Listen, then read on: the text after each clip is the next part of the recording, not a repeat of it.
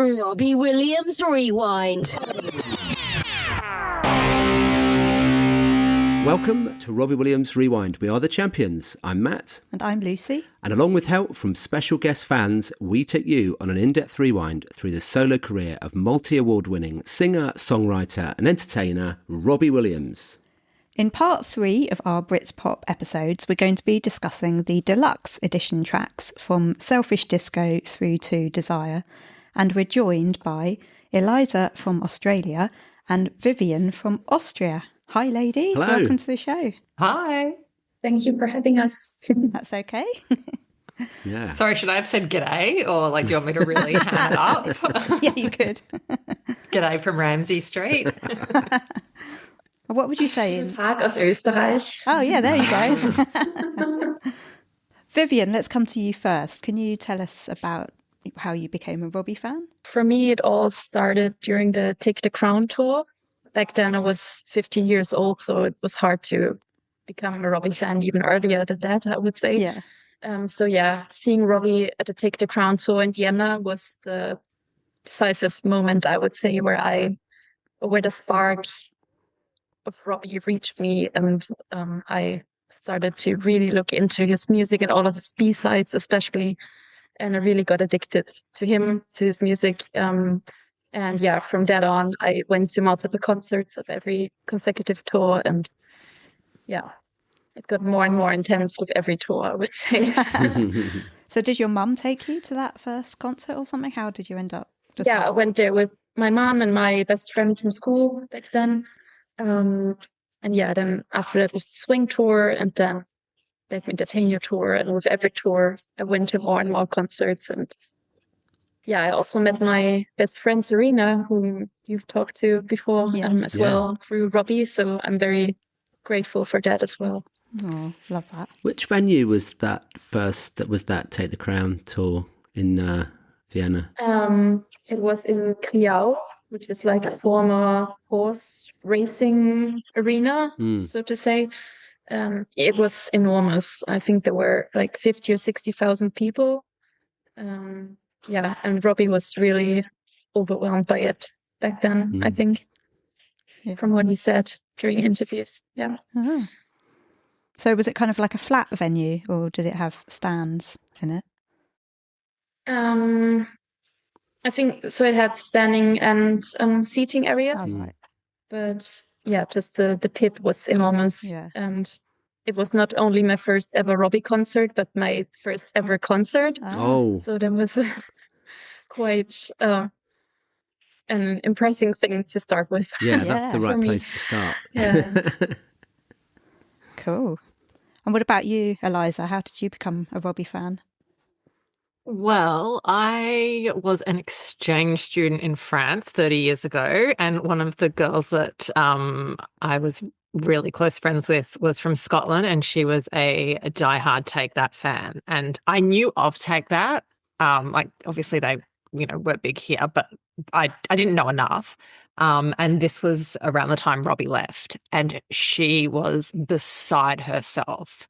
So I was like consoling her. And so that was kind of my main introduction, I guess, to him specifically.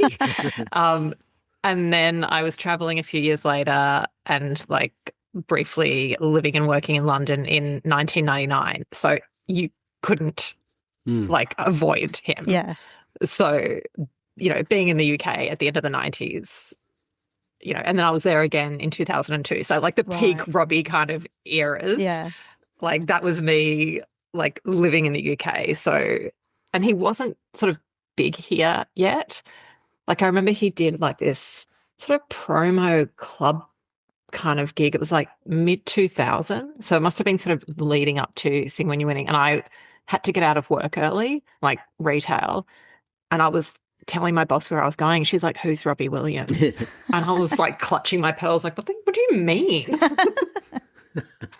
So it started from like, UK friends brainwashing me when I was on the other side of the world. And here I am.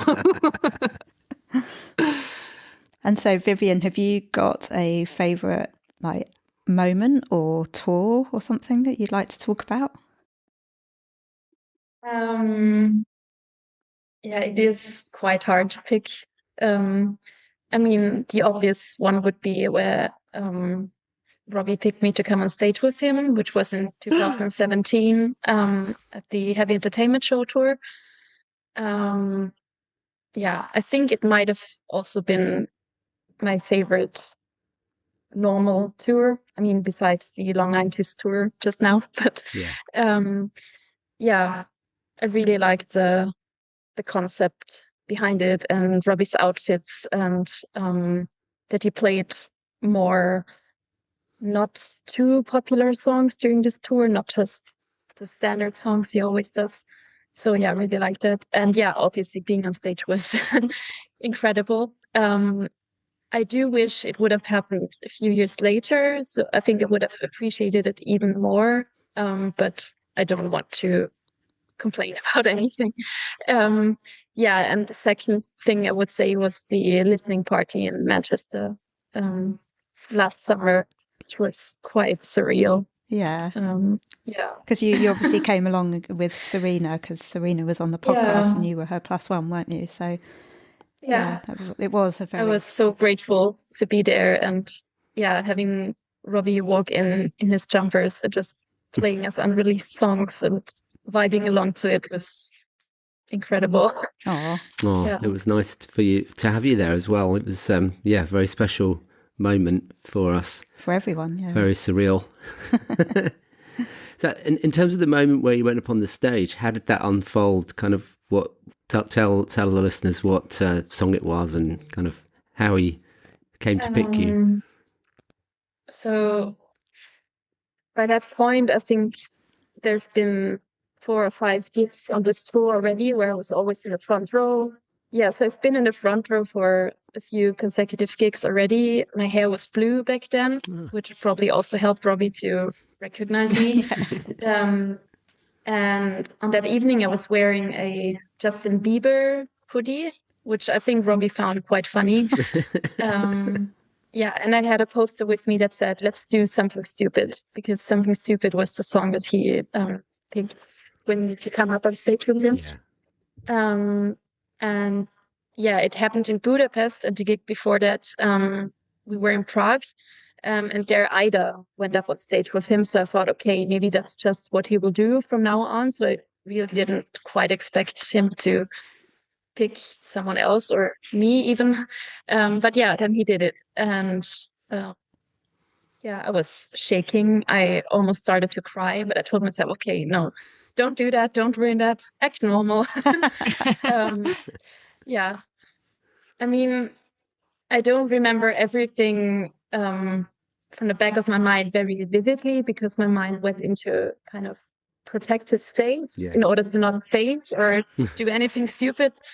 But there are some moments that I recoil very vividly. So hugging him for the first time or him taking my hand or things like that. So yeah, it was quite special. And yeah, what's maybe even more special to me is that he seems to remember me and seems to remember what I was wearing, because the times I've met him at Moco, for example, after that, he kind of made jokes, "Oh, you're not wearing your Justin Bieber merch this time," or something like that. So oh my God.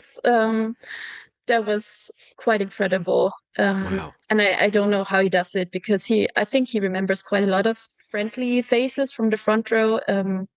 I don't know how he does it, because I'm really bad at remembering faces and names myself. So I always find it quite impressive when other people can do that. So yeah. We've talked about it before on the podcast, considering the kind of life that Robbie's had in the past. Normally that's not too good for your memory, but he seems to have an incredible memory. It's fascinating. You're right, Vivien. He knows more friendlies than I think people even realise. He's got a very, very sharp memory. I mean, he can remember not just people that came up on the stage like you with him, but he can remember people who kind of called out or put a particular poster up. I mean, that's just phenomenal. And he always remembers what Matt's wearing as well. Like 2 years later, that, you know, oh, you wore that interview last time. Got the shirt on, Matt. Yeah. Yeah, I don't know how he does it.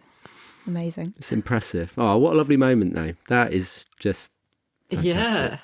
I just wanted to say I'm really grateful that it happened, because I'm not sure that Robbie will ever do something like that again, picking people to come on stage. And it was like this childhood dream of mine. And I mean, it's crazy to think that it could ever happen. And everyone I told about this dream just told me, yeah, you're crazy. But yeah, then it happened. So it's, unbelievable. Yeah. I'm just wondering, does your mum still go to see him at all?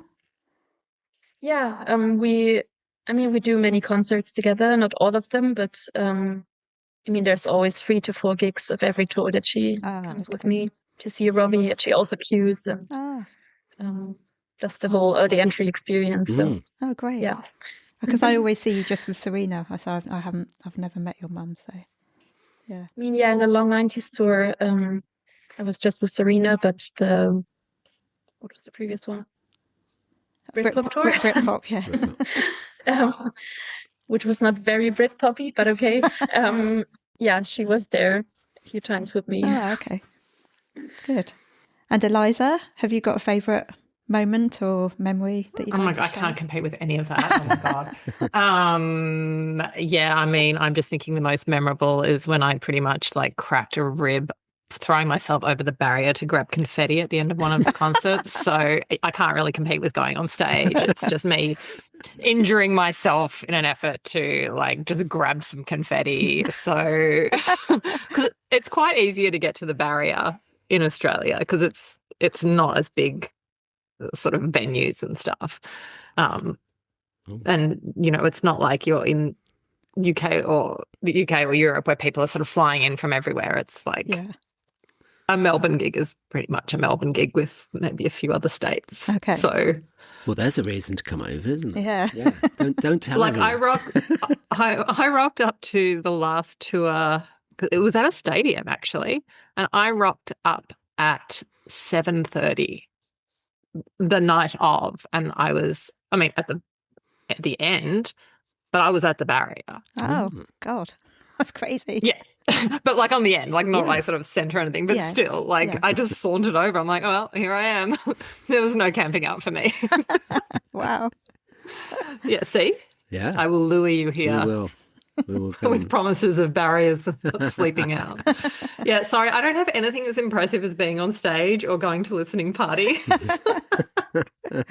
This moment here with you guys, there you go. That's nice.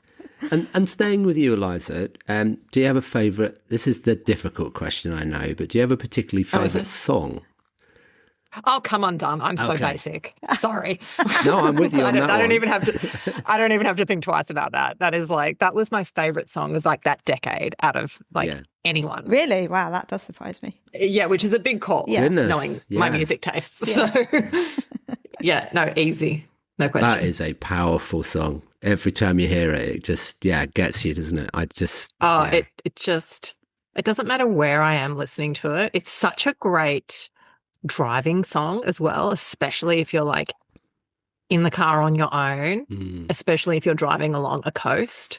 I cannot tell you the therapeutic effect of just belting that out on your own. It's fantastic. Which reminds me of the film, because that's the song he's singing when he's in the car driving. Not that he can drive. It's so good. Yeah. Yeah, maybe I don't want to end it that way. No. But regardless, a great driving song. Yeah. And Vivien, do you have a favourite song out of Robbie's back catalogue? Don't, actually. I don't know, for me it always changes from time to time. For me, my favorite songs are also very closely tied to whether I've heard them live yet and what memories I connect to hearing those songs live. So it's difficult to pick one overall favorite song. What about a favourite album? Any particular album stick out? Or is that just equally as hard to answer? I do like Life Relents a lot, which is why I enjoyed hearing it live so much. But also, the Heavy Entertainment Show and the Under the Radar albums. I think they're very underrated. Yeah. Yeah. And I hope we'll get number 4 and 5 as promised. Yeah. Yeah, what's going on with that? One day. Eliza, have you got a favourite album? Oh, Escapology. Right. Again, I'm very like easy to please on the basic front, but I think it's also tied into like I was in the UK at that point as well, and I just love that tour. Like just so much of that whole era was just like peak Robbie. I was like in my sort of, mid-20s. I don't know. It was just, sometimes an album, like a perfect album comes at the perfect time of your life, and it just is. Yeah. That was that album. Yeah. So did you go and see him on that tour, the Nebworth Yeah, that tour? must have been, when would he have done that here? That must have been in 2003. Yeah. That was, I remember that. Because that's when he was like, snogging girls on stage and stuff. Yeah. That was that tour, wasn't it? Yeah, it was, yeah. Yeah, because I remember thinking, because he was my free pass with my then boyfriend. So I remember thinking, oh my God, like, it's got to be me. It obviously wasn't, but I was like, oh my God, I can actually potentially cash in that free pass right here. And I was going with him as well, so I'm like, just a heads up. We agreed. Oh my God, that is hilarious. So Vivien, coming back to you, what does Robbie mean to you? Wow, that's a big question. Oh Jesus, the first thing that comes to my mind is growing up, because that whole Robbie experience and seeing him live and listening to his music obsessively started for me at such an early stage. So it does mean growing up, also collecting these tour memories, the queuing experience, the queue organizing experience, meant growing up for me. Then it means Serena automatically, because she's my best friend and I wouldn't know what to do without her. And she is also probably the reason why I became so obsessed with Robbie in the first place, because she showed me all the B-side songs. She put them on CDs for me and sent them over to Austria. So that was quite a sweet thing. Also, just feeling or being in a safe space. That's also what Robbie means for me, because whenever I put on his music, my mind is in a happy place, or also an emotional place, whatever I need at the moment. And I think about so many beautiful memories I've made over the years. So it's probably growing up, Serena, and feeling safe. Yeah. That's a lovely answer. What about you, Eliza? I didn't prepare this in advance. I guess he's probably like a constant. Like, I've got a few of those, I would say, but he's definitely one of them that's just, you've got a handful of people that have just soundtracked your life, that you could probably pick any song from any era. Like, early stuff is my time in the UK, and then there's stuff, in the 2000s, and there's stuff from recent years, like, and it's just, different friendships that you've made or different life stages, and it's nothing sort of too specific or deep. It's just he's always there, along with a couple of other people, like that kind of like, even if you're going through like a crappy time, it's like, well, I know I can like listen to Robbie or whoever else, but also if it's something joyful or happy, it's like, I've also got him for that. So and just that constant. That longevity is like, we've talked about it a bit on the podcast. It's incredible, really. Yeah. I mean, it's hard, I think, now to stay relevant. And I know that cultures change and times change, and radio stations, you go in and out of favour with certain stations. I'm sure it's the same in Oz. But for him to be so constant, so present, and really in the mainstream, I mean, it's incredible. Yeah. Yeah. I think him sort of being, he's only like a few years older than us. We're kind of, well, sorry, Vivien, you're much more fresh-faced and more youthful than us oldies. But like, I don't know, when it's someone that's, a few years older or sort of in that same era, you kind of feel like you've grown up with them. Like, it's almost like, even if you don't know him, like, you know, a friend from your youth, like you've watched that friend go through hard times. So like, you know, seeing him like married with kids, like it's so nice because you remember when it was tough. And do you know what I mean? Even if it's this parasocial thing, it's just, it's really nice seeing him doing well. Yeah. And stuff. So yeah, it is. And Vivien, as you went to the long 90s gigs, how were they for you?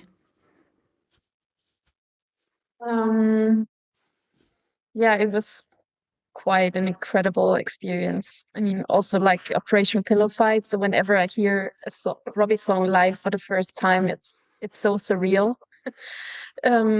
Especially being so close to him in such a small venue and being surrounded by friendlies, and yeah, I really loved it. And I'm so grateful that I actually got tickets because it wasn't that easy. Yeah. So yeah, I'm really grateful to have been there. I have to say the first of the 2 gigs I went to, which was Liverpool, was a bit more emotional for me because it was the very first time hearing Live Violence and BRITPOP live. And then the second gig in Wolverhampton, it was just having so much fun and vibing to it and dancing. And yeah, so they were both very special in different ways. Yeah. And of course you got to see Guy in Liverpool as well, Guy Chambers. Yeah, that's true. That must have been quite a moment. Yeah, I mean, it was quite a surprise to see him on stage again together with Robbie. I mean, I don't know if you guys know what made them drive apart in the first place or what made them come back together, but yeah, it was nice to see them get along well again. Yeah. And also I loved seeing Tom taking the pictures at all of the gigs. So it was nice saying hi to him as well. Yeah, Tom from the Lottery Winners, and me and Vivien are actually both coincidentally wearing our Lottery Winners hoodies. Tom Rylance, what a guy. Yeah, we've seen him a couple of times since actually, and just beautiful human being, lovely guy. So nice. I can see why he gets on so well with Rob actually. They are quite similar. I really hope that the Lottery Winners will support Rob in Australia when those dates are finally announced. That would be nice. When you're here for that tour, yeah, that'll be fun for you guys. Of course. Sorry, it's just me. Every 5 minutes, I'm going to like drop a comment about you guys coming to Australia. Eliza keeps trying to persuade us that we've got to go to Australia to see Robbie. It will happen. You know, I'm good at manifesting. You things, are manifesting. I will be manifesting this. Yeah, I am, and it will happen. I can see it happening. So yeah, I'm with you. As can I. And then I'll, take you on a little tour of like, landmarks like Ramsay Street. It'll be so fun. Yeah, we've got to do that. So those long 90s gigs were, that was an incredible gig. You did Liverpool and then what was it? Wolverhampton. Yeah. Wolverhampton. Okay. Yeah. So that was the gig where we were backstage interviewing Robbie as everybody was coming in. Right. Yeah. It's so funny, the little things you notice when you've known Rob for a few years. So he really had a hard time remembering all the lyrics from the songs because he never does them live. So he was very stuck to his monitor. What do you call it? Auto cue. Yeah. It was quite funny to observe that. Yeah, it was. Yeah, you're right. He did stay in the centre of the stage quite a lot, probably because he didn't want to move too far from that auto cue. Well, and if you want to find out more about how he felt, then you need to listen to our episode with him. Yes. Where he talks all about movement or non-movement and all that kind of thing. What a segue. I know. That was great. I know. It'll just like appear. No, it's not a video on this one.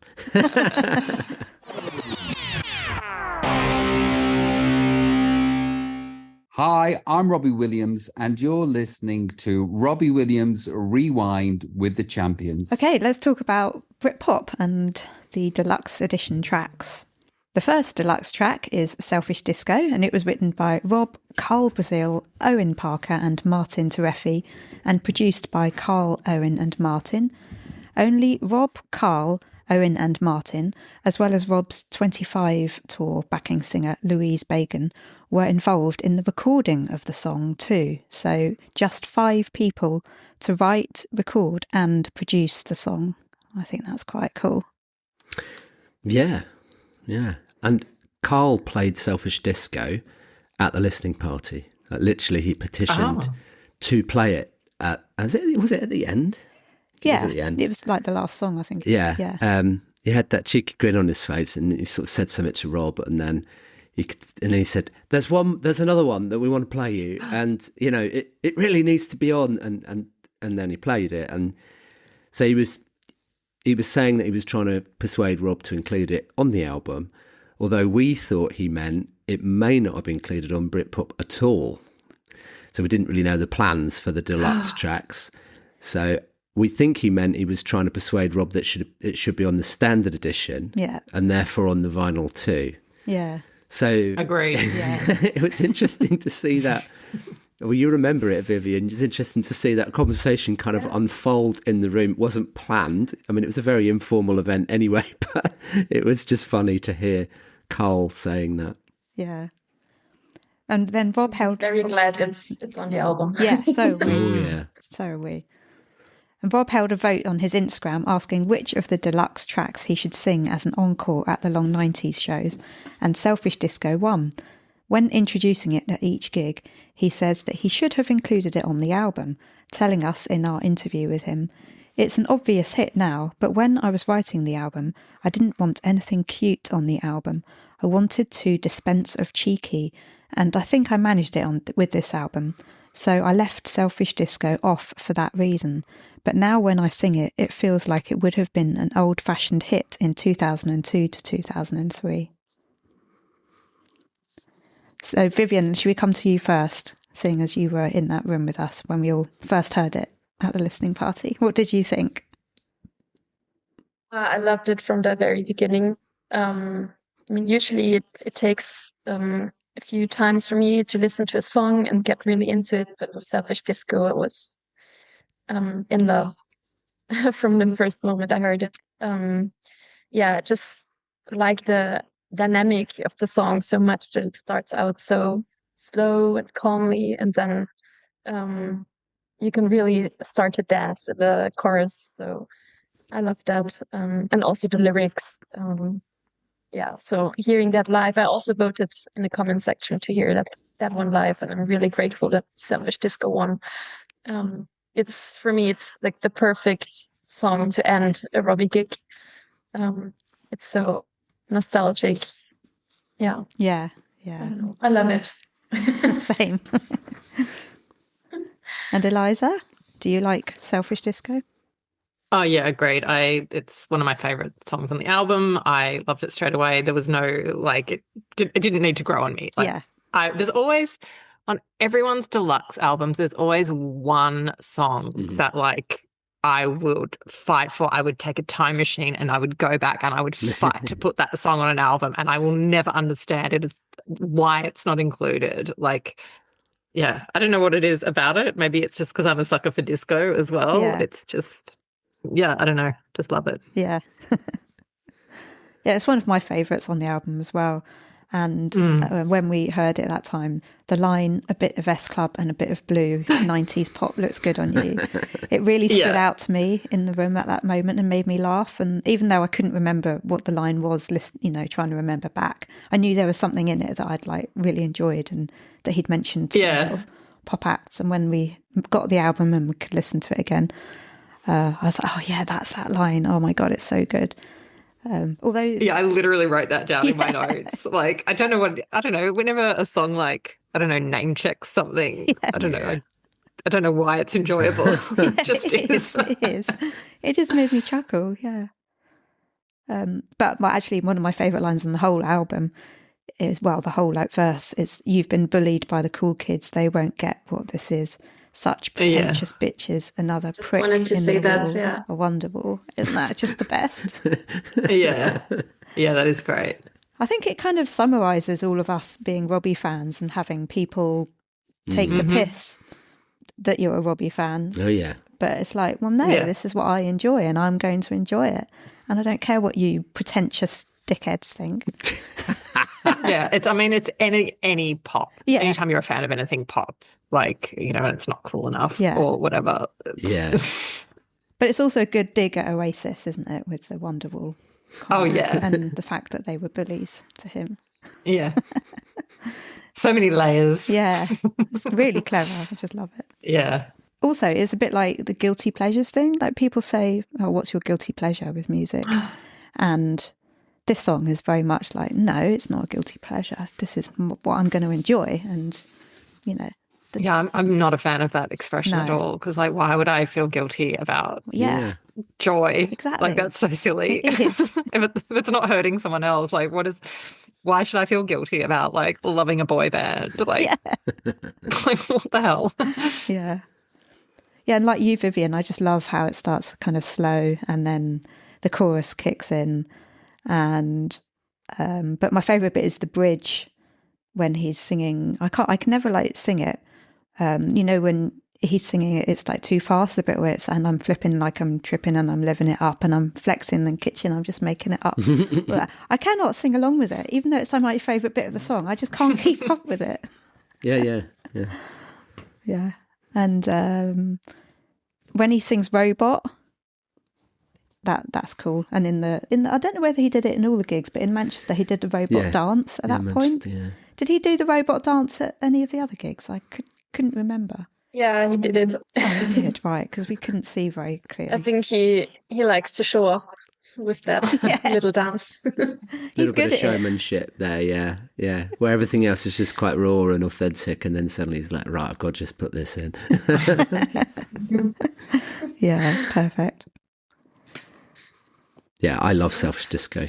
I mean, it's just joy. It's just pure unapologetic joy. And since first hearing it at the listening party, seeing Carl's cheeky face, like kind of, he knew. He just had it. He just had that feeling that it needed to be out there. And yeah, it wasn't, as I said, it wasn't planned. And then when it played and we heard the sort of lovely sort of melodic bit at the start and Robbie leading into it, and then suddenly the bass line sort of drops, you could just see everyone in the room just like it. There was some sort of energy that song created that the others were all brilliant as well, but there was something about that one that everyone was talking about afterwards. It's like, oh, Selfish Disco, ooh, you know. So Carl was right. I think from the first line, wind your body to the bass line, forget about your waistline, you know exactly what it's doing. You know, it's not trying to be clever or heavy.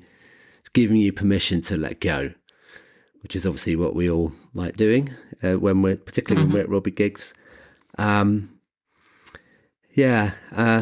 you said, Lucy, you've been bullied by the cool kids, such pretentious bitches. It feels like, you know, Rob sort of saying, this is your moment, this is your dance floor, go for it. The chorus is like simple but strong. I know what I want when everyone is gone. I'll have myself a selfish disco. Something really powerful about that. It's not about impressing anyone or trying to be cool, like you said, Luce. You know, I think Robbie's also said recently, I'm not cool. You know, it isn't about being cool. And whilst a lot of people might think that because of the way he has been and has his persona is and his ego is, that he's always trying to be cool, but actually I think he genuinely means it now. He's just like, I'm not cool, you know, and what is cool anyway, you know, kind of thing. So I love that. I love that kind of challenge on that. I feel like it's also about being able to, I mean, as Robbie sings in the song, have self-respect. Being able to be authentic with yourself, have some me time. And then again, at the same time, I think the song maybe also talks about the friendly community. I mean, just being bullied by the cool kids, they won't get what this is. So I feel the song might be about both those things, which is, also one more reason to love it. Yeah, that's a good viewpoint. Yeah, it's just good. And who hasn't had a selfish disco in the kitchen? I mean, come on. That's what I'll be doing after we wrap up here. It's Saturday night. So, also, he says "cuckoo" in it, and I thought that must mean something. And it's actually a song by Alvin Stardust, which I didn't know. It's actually a song by Kylie Ann Minogue, Lucy. Oh, is it? Of course it is. Let us not forget. Yes. You're right. I forgot that one. That's the first thing I thought when I heard it. I'm like, oh, I do like that little deep cut. Yeah. Shout out to Kylie. Aha. I forgot totally about Kylie's version. Connects me to your disco as well. Yeah, okay. Yeah. And Keep On Stepping On, it kind of feels like an amalgamation of Step On by the Happy Mondays and Keep On Stepping by Mike Clark Jr. I don't know, I just feel like there's lots of little references to other songs and other bands, like obviously Buzzcocks and Susie and the Banshees. It's interesting how in the first bit it's S Club and Blue, Yeah. who are sort of more pop mainstream, Yeah. and then it's Buzzcocks and Susie Sue. There's a bit of a contrast in the second part, like that. So clever. Yeah. It definitely was the correct song to win the vote, I think, for the long 90s gigs. Yeah. Yeah. It's really good to hear it live. Good way to finish the gigs. Definitely. But yeah, overall, I just think it's outstanding. You know, he sounds great. The arrangements of the song are amazing. And it's got one of the best bridges on the album. That's my view. Yeah, and I know he was concerned about it. And again, you need to listen to our interview to find out why. But but it was Brit and pop, you know, when they talked about the concept of the album with us. And this is definitely pop. Yeah. But obviously he was worried about it being too cute and too cheeky and maybe a little bit too Robbie. But I think that contrast, that's what he's about, actually, you know, and I think he's proud of it now. And he always says he gets the track listings wrong, but I mean, I don't think there's any way of getting them 100% right, you know, unless you put them out there first, then get the vote and then release the album. But yeah, I mean, I think, yeah, it fits very well into Britpop and it fits into the long 90s tour, and hope more people get to hear it live, actually, because as I said, the energy it creates, there's something special about it live. There's something slightly different. Yeah. With everybody having their own selfish disco on the dance floor. Well, I consider this my official petition for this to be on the Australian tour set list. Yeah. Just putting that out there right now.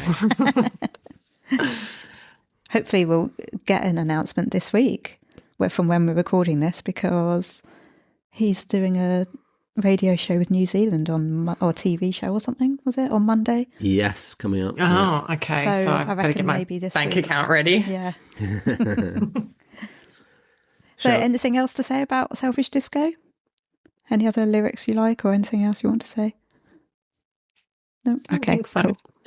I just also really love the first two lines. Want your body to the baseline, forget about your waistline. Because I mean, that's something I've struggled with in the past with my body image and eating disorders and everything. So that's also another very deep meaning for me in the song. And something that Rob's music and his concerts are about. Just forget about myself and be in the moment. Yeah. Yeah. And he's obviously spoken about that a lot as well, personally. So yeah, it's definitely well meant lyrics. Yeah, he's clever at doing that, isn't he? He can have very sincere, meaningful lyrics and yet quite whimsical in the same verse or line. Not many artists can do that. It's that he's got that knack of being able to do that. Yeah. So shall we move on to talk about G.E.M.B? Yes. G.E.M.B, or Green Eyed Mental Boy, was written by Rob, Carl and Owen and produced by Carl and Owen. Rob played 1 minute 47 of this on Instagram Live on the 21st of November 2020 while he was in the UK promoting The Christmas Present, and he again played it on Instagram Live in 2021. So yeah, when the album track listing came out, people were obviously looking at all the songs and they were like, oh, G.E.M.B, oh, that sounds like that could be that song that he sung on Instagram that time. And then we kind of unearthed the videos and listened to it. And actually, when you listen to the lyrics, they're exactly the same. They haven't changed at all like however many years ago that was, 6 years or whatever. So that's interesting. Eliza, would you like to? You really did your homework. I did, yeah. Yeah. Oh, we go deep. Yeah. Eliza, what do you think of Green Eyed Mental Boy? It feels like I don't know how to explain what I mean by this, but it feels like the most Robbie song out of all of these 6. Okay. I don't know. Yeah. I don't know how to explain what I mean by that, but you guys are nodding, so I feel like you get what I mean. I do. Oh, yeah.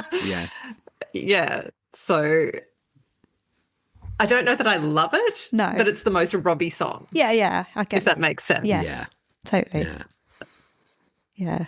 Vivien? I would somehow agree. It's not my favorite song of the album, but it is very much Robbie. And I mean, it is about him, isn't it? So, yeah. And also the line, if you can't convince them, then you must confuse them. It's just also very Robbie for me. And I think maybe something that he struggles with, or something that summarizes his experience as being Robbie on stage and not Rob. So just try and get his Robbie persona out there if he feels too unsure or insecure of being Rob on stage. Or maybe I'm interpreting too much. I don't know. But yeah, it is very much Robbie and very honest and also a bit cocky. Yeah, that's true. The line that I like on this song is, "The Lord made me a mountain and that mountain grew." I like that. That's clever. I also wrote that one down. Yeah. It's like his sort of, his life is like, it got big and massive and everything he could have wanted. But yet then it's even got bigger, maybe even because having children, settling down with Ida, made his life even better and made the mountain grow. That's how I interpret it. Something about a mountain having a really stable sort of foundation as well, isn't it? Just solid and unmoving and yeah. But some great lines in this, isn't there? Like like you said, Vivien, if you can't convince them, then you must confuse them. I like that. But then one of the funniest is, "Be mad, stay mad, I don't care. I'll be eating my sashimi in my underwear." That is a Robbie lyric. Actually, one of our friends... sorry, you go, Eliza. I was going to say, it feels like a very, like 90s Robbie song. Yes. Oh, yeah. Like, that's what I mean. Like, it is, for whatever he was trying to achieve with the album, I feel like that is a good you're right, example. actually. So it almost doesn't really matter whether you like or dislike or whatever the song. It does what it's supposed to do. Yeah, 100%. If that makes sense. Yeah, you like, could even just the way those lyrics are. Yeah. Like, if you're thinking of like, those first 2 albums and stuff. I don't know. There's something about it. Yeah, you're right. Yeah. Yeah, it's very like 90s Rob, isn't it? Yeah, like you could chuck this on. Like if you threw this on a playlist with one of those 90s albums and played it to someone who had never heard him before, I feel like they wouldn't pause and go, wait, this one doesn't belong here. It would just sort of flow. Yeah, definitely. You're right there. I think, like you've all sort of said it, for me it didn't really fully land on the first listen. It felt really quite intense and a bit unhinged, but in a good way. And then it took a few plays to really get under the skin of it, but then it started to click. I started to get it, obviously knowing that it's Rob talking about himself makes it more interesting, He's got green eyes, so straight away it feels autobiographical. A lot of people talk about his eyes, So, but it's not soft or sentimental. It sort of leans into that heightened, obsessive sort of energy. There's something, as you said, there's something very Robbie about it. Taking the chaos and the intensity and the stories people tell about you, and then turning that into a hook. I like that. And then there's humour in it, but it's kind of darker humour. It's self-aware, but it's not gentle. Sort of feels like him examining the more sort of intense part of his personality, the part that loves big, spirals big, feels everything at full volume. And I have to say, this track gives me Under the Radar vibes. There's something about it that just would fit on an Under the Radar album. So I love the fact it's on them. It's on a deluxe track on this album. It's got a bit more of that slightly raw, less polished sort of feel to it. It's quite edgy, isn't it? Yeah. And I think what I like about it in being in the deluxe is it adds another bit of a layer to the album's identity. You know, it's after the swagger of sort of Cocky and the joy of Selfish Disco, this one feels a bit more internal, more exposed. And to coin his phrase, he's not trying to be cute in this one. It's just pretty raw and pretty rough. He's not trying to be cool. So yeah, it's not the easiest track to listen to first listen, but I've kind of got into it because I think there's something a bit deeper in this one, isn't there? Yeah. I quite like the energy. And the first time I heard it, actually, someone who shall remain nameless, and it's not Eliza, before anyone thinks that. Someone in a different time zone, perhaps Australia. When the deluxe tracks came out in Australia, obviously ahead of the UK, so they sent me some screenshots of like listening to the songs on Spotify, just like a minute of each of the deluxe tracks. And so yeah, I got them on like the Sunday afternoon. I just played like the minute I had on repeat of each song. Oh wow! And I just really liked it when I heard this song. I just like really liked the energy, and it was quite exciting to just have new songs to listen to again, even though the album had only been out a few days. It's like, oh, cool, more new songs. So yeah, that was exciting. And the brass in this song was really effective as well, I made a note of. Let's talk about comment section. Comment section was written by Rob, Carl and Owen during lockdown and produced by Carl, Owen, Martin and Sam Miller. The orchestral arrangement was done by Owen and Steve Sidwell and performed by the Vienna Synchron Orchestra. Robbie played comment section on Corona Oki in lockdown a lot. It was a lot, wasn't it? Yeah, didn't we all? I think we all witnessed the development of that song. Yeah. Which was lovely, actually, wasn't it? Yeah. Because we heard the early form of it. Yeah. I'm not altogether See sure behind it's the changed curtain. a lot. I don't think it has changed a lot. No. Apart from like obviously the orchestral side of it. Yeah. Rob told The Sun, according to the comments section, I was the worst person who ever existed. Just a horrible, talentless, ugly human who made Stalin look like a kitten. So I decided I need to go to the comments section of universally loved and down-to-earth people. And if they were attacked too, I would realise the problem wasn't me. So I went to Ant and Dec's page, and the third comment was, I hate these two almost as much as I hate that fat bastard Robbie Williams. I couldn't escape my own comments in someone else's comment section. Rob also said, I don't read the comments anymore. It took me a while to stop reading them, but now I'm out of it. Every now and then I get picked on. Every now and then I'm reminded that this is a place I shouldn't visit. Matt, should we come to you first? Yeah, comments section kind of feels oddly familiar to me, mainly because of the reason that you said earlier on. We kind of watched it be born, and Rob played around with parts of it during his Instagram live Karaoke, so we could kind of see it forming. So when it landed on the deluxe version, it didn't feel like brand new to me. It felt like something we'd already kind of grown into, and I think it's peak Robbie. It's just cheeky, observational, on point, telling it how it is. It's basically the internet summed up in one sentence. No subtlety, no nuance, no need for reflection. Just people being arseholes some of the time. But then he talks about how, in our interview that we did with him, have I mentioned that enough yet? No. Oh my God, did you guys interview him? Oh my God, tell me more. Realised I need to name check it a bit more.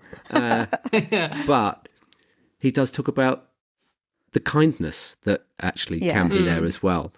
So I think this takes a bit of a poke at the more negative side of it, how people can just get on and be keyboard warriors and just say whatever they want to another human being who is just a human being and has all the same feelings as everybody else. So, and then the line, I talked about me and nobody listened, such a sharp little cell phone. I mean, he's including himself in all this madness that's going on. And I really felt, actually, when I read that line a moment ago, he went into Ant and Dec's comment section, then he sees something about him. I mean, it's a very real song, and I think what I like about it is, from a Deluxe perspective, it brings forward themes from the main album, but through a bit of satire. Where Bite Your Tongue felt gnarlier and more political, this feels a bit more mischievous and observational. But yeah, it's deserves its place in the Deluxe section. Yeah. What do you think, Liz? I love it. And actually, when I was doing my research, I went back to look at the videos from Koronaroki, and I could see my comment then that I'd written, which was... In the comment section. In the comment section, yeah. The irony of it. Yes. Which was that it was very Pet Shop Boys-esque. So that was obviously what I first thought when I heard it. And what does throw me on this song is the lyric book says he's singing LOLMAO, which is laugh out loud and laugh my arse off combined. But it actually sounds like he's singing LOLAMO. Yeah, he is. And it's driving me crazy. Yes, same. Yeah, we've had a lot of discussions about this, and we've been singing it as well. And yeah, I'm glad you agree. He is singing that, isn't he? Yeah, I'm trying to sing it in my head. LOL. It wouldn't be so much more difficult to sing it correctly. So I don't know why. So what does... Why he does that? So LOLAMO. LOLAMO. That's what I hear. No, I hear it the other way around. I don't know if it's that big... Oh, so you... But I don't know if I just instinctively do that because I know that that's what it would be. Yeah. So I don't know if I just do that. Have a really hard listen to it and see what you think. Okay. Yeah. Okay, maybe I'll try and slow it down somehow. So it's arse my off rather than my arse off. LOLMAO. Yeah. Is that right? Did you perhaps ask him this in your interview? Because I heard you guys interviewed him. Well, I was going to ask that, but we had limited time, so I thought, well, maybe that's not a priority question. Oh no, that is a hard-hitting question. That is that would be top of my list. Yeah, it is kind of driving me mad as well, Vivien. Because is he doing it on purpose as a satire thing? Ooh. To take the piss out of online speak? Or is he just singing it wrong? I think they would have noticed if he was just singing it wrong. Yeah. Hello. Or at least I would assume. But we'll never know since you didn't ask him in your interview. Guys. Next time. Thanks a lot. Next time, Vivien and Eliza, we will ask him. Yeah. I'm looking at Spotify now. What does it come up? When they in the have lyrics there. The CD booklet, it does say that it's LOLMAO. But it's definitely... who are we to argue with the lyric? Well, the lyric booklets are often wrong, as he has said about feel, when it says feel instead of fill. Yes. When he told someone That's about the that classic. discussion, I remember that. People that have had it tattooed onto their body and then it's wrong. Oh my god! Yeah, he told a woman. He said to a woman when she showed him her tattoo, and he said, "No." He said, "Well, that's wrong."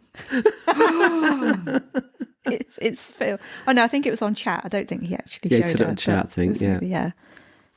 Just got to own it, haven't you? Yeah, it's my. I can't see the lyrics on Spotify. Maybe it's on Apple. We will get to the bottom of this. This is like an investigation now. One lyric I do like is. Her real name's Karen, but she goes by Courtney. Yes. I mean, that's a classic Rob line. Brilliant. Oh, hang on. It's on Apple. Hang on. Oh, on Apple, it just says LOLMO.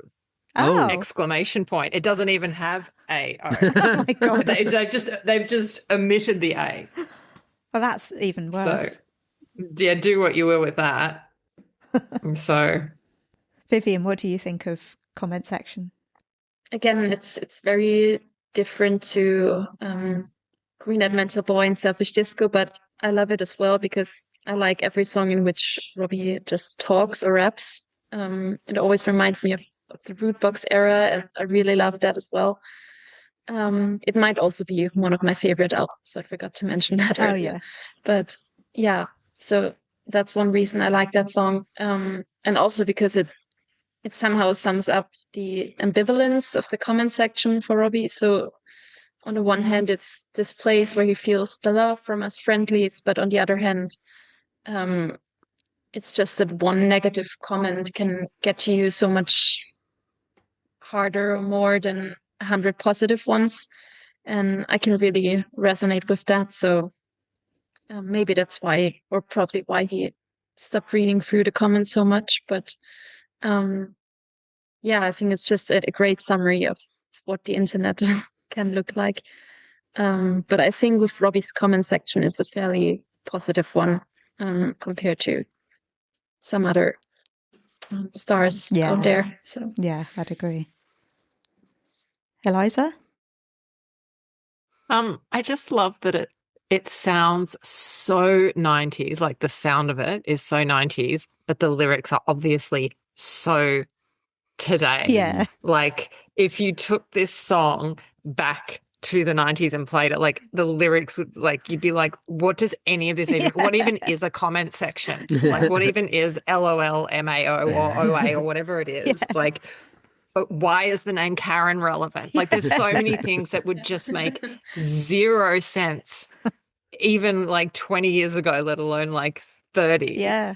But the sound is so 90s. So yeah, I just kind of like that. Even like K-pop. People be like, what's K-pop? Yeah, God. What's One Direction? What's like, there's just the only thing that would make sense in a Robbie context is that he throws in the word erection. It's like, all right, okay, well now we know it's Robbie and it's 90s and whatever. Like That's a good point. But yeah, it just made me realize like there's just so many things today that are just a part of our like lexicon and stuff that it would just be so confusing. Yeah. 10, 20, 30 years ago. Yeah.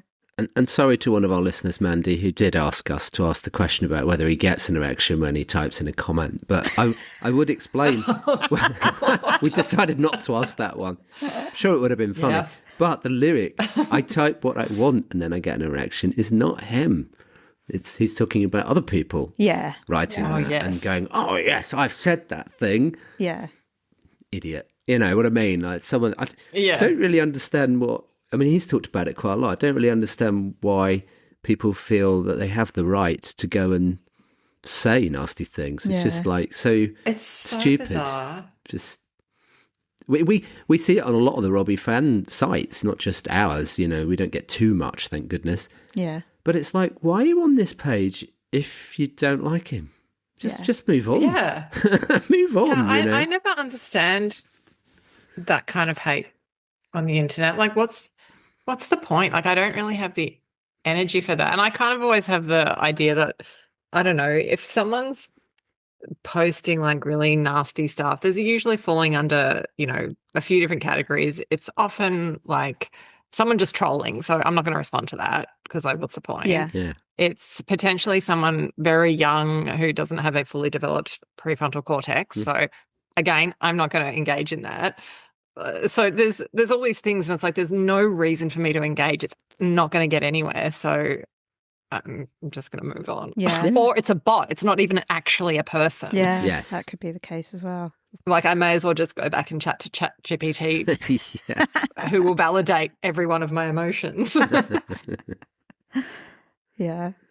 Yeah, this song feels very like Rude Box or like Bobby Billions as well. Yes. Very Bobby Billions, isn't it? Yeah. I need that song. Yeah, nightclub in my head. So Eliza, before the long 90s gigs, before he comes on stage, they play a song and it's him and he's like Bobby Billions and he's kind of rapping. Right. Is he rapping? Talking? Yeah. It's very Rude Box-esque. Okay, it's the Robbie version of rapping. Yeah. It's like, is what I'm understanding. It's like an ambient sort of, almost like a club track, but slow, like chill, deep, like a deep cut. It's, you know, there's a nightclub in my head. I can't really remember the actual melody, but it's something like that. I don't remember the rest of the lyrics. That's all we remember. But to Lucy's point, there's a lot of weird rapping style, very Robbie lyrics in between, in the verses, basically. Yeah. It's we can't wait for it to come out. It's cool. Yeah. Different.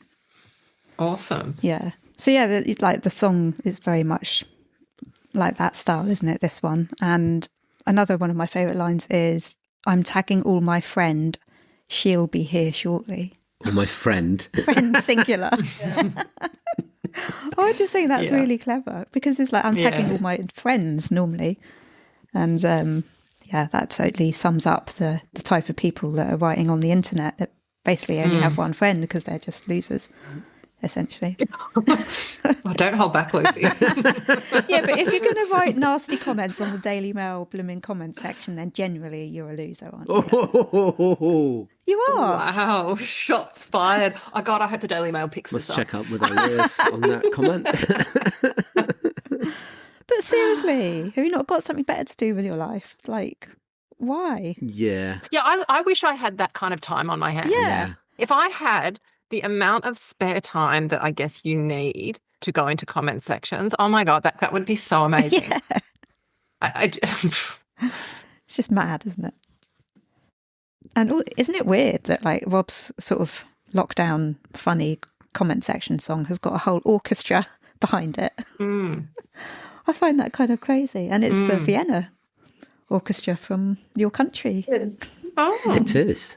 And actually, we've had to keep it a secret for a very long time because Steve Sidwell on our episode long ago, when was that? That was like 2022 or something? Yeah, was talking about the recording session of 25, which is orchestral, and comment section was... He listed it as one of the songs he'd worked on. He'd worked on that, so... But we thought, we better not share that because... We didn't at the time. We respected the confidentiality. But, yeah, so that was recorded a long time ago. I mean, it might have been remastered and remixed a little bit, but Yeah, he worked on it quite a long time ago. You guys are a vault. Yeah,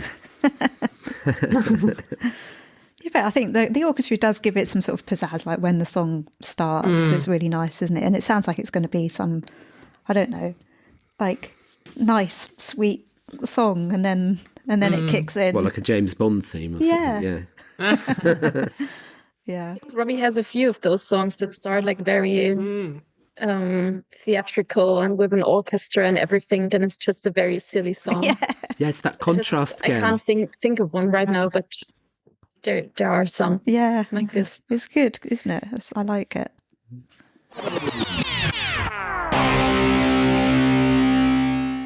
Hi, I'm Robbie Williams, and you're listening to Robbie Williams Rewind with the Champions. The next song is fucking amazing, and it was written by Rob, Carl and Owen and produced by Carl and Martin.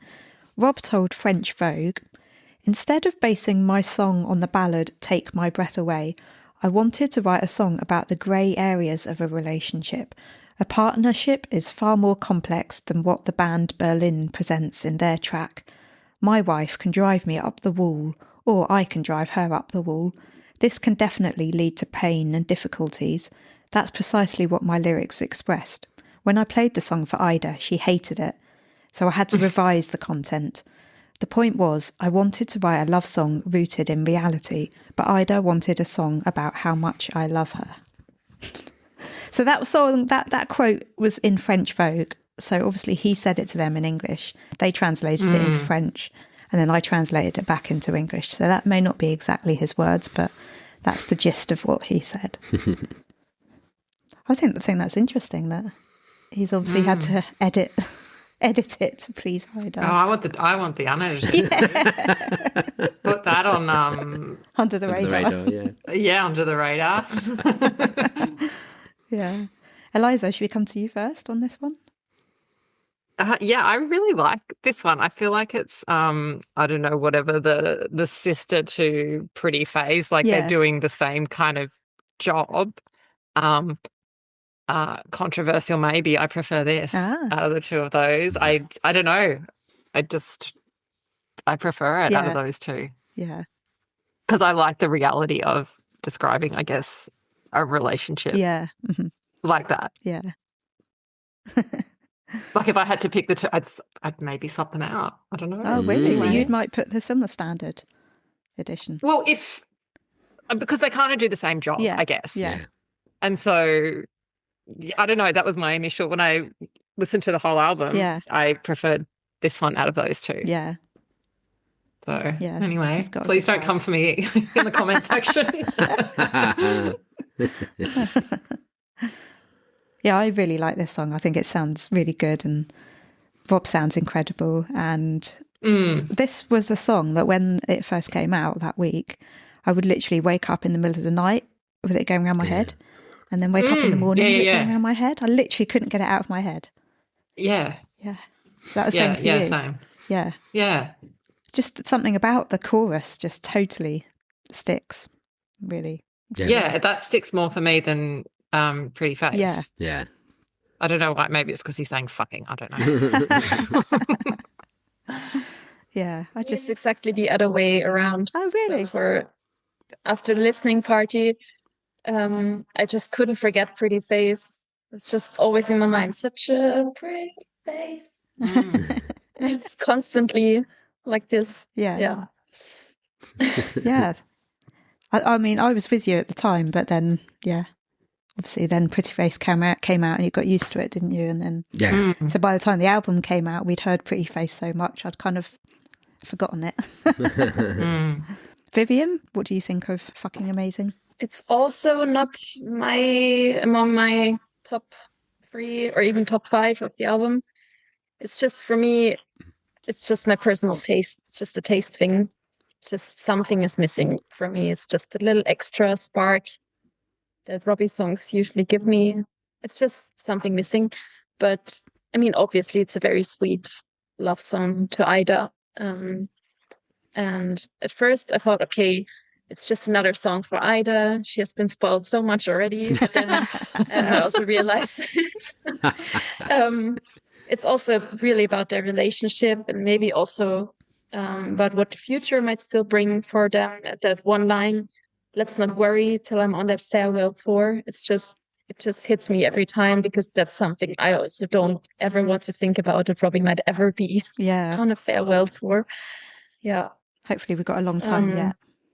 Yeah, so it's really about the qualities of their relationship and why he appreciates it so much. And also, I mean, he has mentioned in a few interviews that the thing that he finds so important about their relationship is that he not just loves Ida, but he likes her so much. And he also says that in that song again, I like you more and more. And that I find really sweet. Yeah. And also really important. Yeah, it is. Yeah, I mean, he's written so many songs for Ida. I actually wrote a list of all the ones that are confirmed to be about Ida, and there were 11. So we've got Won't Do That, Not Like the Others, The Cure, The Edge, Bullet, When You Know, Weakness, Satellites, More Than This, Fucking Amazing, and Pretty Face. Wow. Oh my God, it's enough for an album. Oh my God, yeah. Ida album. Ida the album. Yeah. Ida the album, like for like a milestone birthday of hers, or like, oh, hang on, is it in their 20th anniversary this year? It's now, isn't it? They've been together for 20 years, yeah. but I think they got married in like 2010 or something. So. Oh, okay. Yeah. For maybe their 20th wedding anniversary. Yeah. He could like release the Ida album, and it's just all of their, like, instead of a greatest hits, it's like that. Yeah. I mean, they do say right about what you know, right? Now, he's done that all his life, okay? So he's kind of, he's got to move on to the material that's now more relevant in his life, you know? Exactly. The sex, drugs and rock and roll, not so relevant anymore, but Ida is a constant, so wow. Exactly. But I don't know many singers that have written quite so many songs about their other half. Wow. Wonder what she thinks about them all. Yeah, well, I'll like have to get her on one day and ask her. Yeah. So why haven't you had her on? Don't know. Never thought to ask, really. Working towards it, Eliza. Working towards it. Oh my God. I'd love to. We've met her on a couple of occasions, and she's been absolutely amazing and lovely. So it would be lovely to talk to her. She's very much a driving, well, as we all know, a huge driving force behind what he does and who he is. And yeah, it would be nice to ask her that question. Yeah. When the Ida album comes out, we can have her on. Yeah, when she's helping promote the Ida album. Adding that to my manifest list.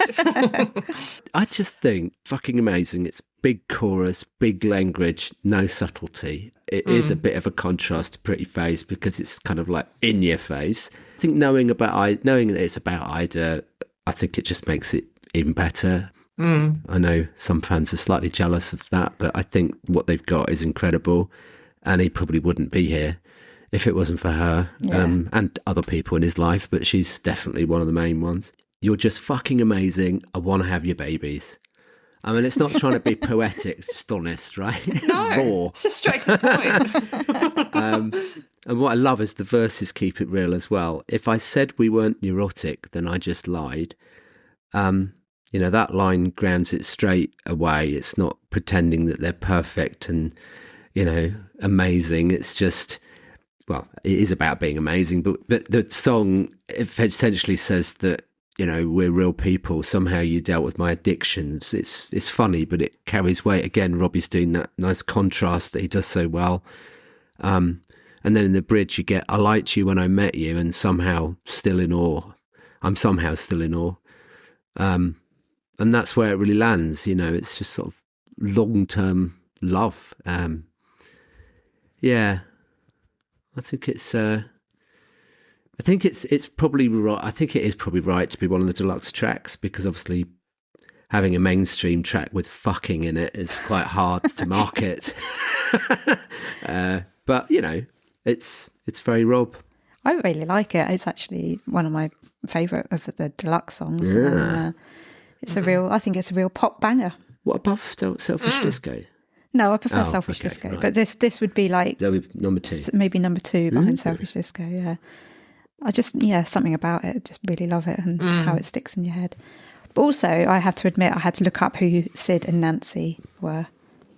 Yeah, is that Eliza knows. you knew immediately? Did you? Yes. Did you know, Vivien, who they were? Don't know, and I haven't looked it up. Yeah, yet, to be honest. So I looked it up, and it's Sid Vicious from the Sex Pistols and his girlfriend Nancy Spungen, who died in 1978. So it was a bit before my time. Although, of course, I've heard of Sid Vicious. I had never heard of his girlfriend. And apparently a film was made about them and their relationship in 1986. Interestingly, Nancy was American and Sid was English, so a bit like Rob and Ida. I also didn't know that Sid died of a heroin overdose while he was on bail from being charged with the second-degree murder of Nancy, who had a single stab wound to her abdomen. And it's speculated that, so obviously the trial never happened because he died and she was already dead. So people say that it could have been their drug dealer that killed her. It was never really proven. But yeah, so I'm just glad that Rob's lyric is that's why they are not Sid and Nancy, because Yes. obviously he moved away from the drugs and all of that chaos, and it's a good thing also that they're not Sid and Nancy and that they're still here as well. But yeah, I felt like I should I love share that. because I didn't thought, know that either. well, yeah, Love that. before my time. Well, even when the film came out, I was only But the 9. Beatles were before your time, and you know the Beatles. You can't use that argument. You're right. But, I've heard of Sid Vicious, but I just didn't know about his girlfriend and the backstory. So, yeah. It's not really like a lovely it's not. story to know. It's one of those stories you'd rather not know, exactly. to be fair. Yeah. I really like the bridge in this song and how it kind of slows right down, and then the beat and everything kicks back in and it just sounds amazing. And I also made a note that I imagine being married to Rob is actually quite hard, and I could give an award to Ida. Yeah. Whatever do you mean by that? I mean... Wow. Yeah, do elaborate. As Rob's listening, tell him why it's difficult to be married to him. Well, I don't know because I don't actually know him, but I'd imagine with all his addictions and, everything, he's probably is quite hard to live with. In contrast to me, is that what you're saying? Yeah.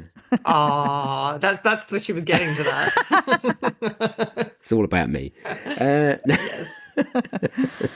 Yeah. Also, I do like where he says that he doesn't want to hear what's in Ida's mind, but he's getting better over time.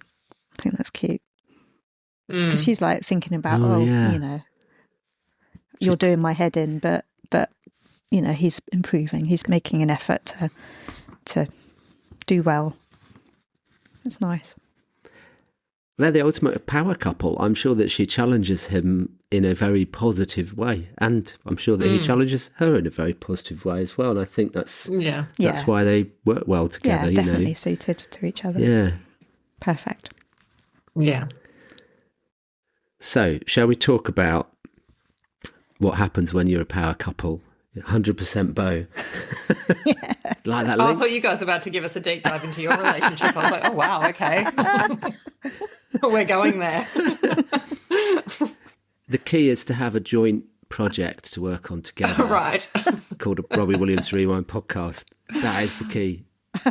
Robbie Williams is the glue that's holding your marriage together. Have a mutual interest. It helps. Yes. Yes. So, 100% Beau was written by Rob, Carl, Owen and Supergrass's Gaz Coombs and produced by Carl and Martin. Rob told us that it was a choice of which song he'd written with Gaz Coombs to include on the standard edition of the album, Cocky or 100% Beau. He chose Cocky because he said he enjoys performing it more. Who wants to go first? That's our extensive description of 100% Beau. That's all.